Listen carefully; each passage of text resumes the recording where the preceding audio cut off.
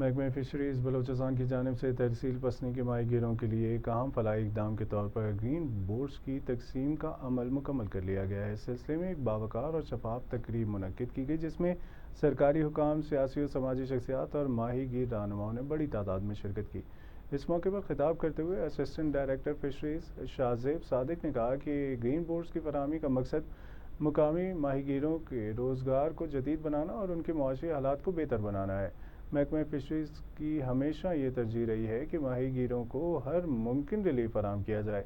उन्होंने मज़ीद वज़ाहत की कि कुरानंदाज़ी मुकम्मल होने के बाद अब ज़रूरी दस्तावेज़ात कार्रवाई की जाएगी, जिसके फ़ौरी बाद बोट्स और इंजन बाकायदा तौर पर माहीगीरों के हवाले कर दिए जाएंगे। उन्होंने इस अज़्म का इआदा किया कि महकमा आइंदा भी माहीगीरों की फ़लाह और बहबूद के लिए ऐसे इक़दाम जारी रखेगा।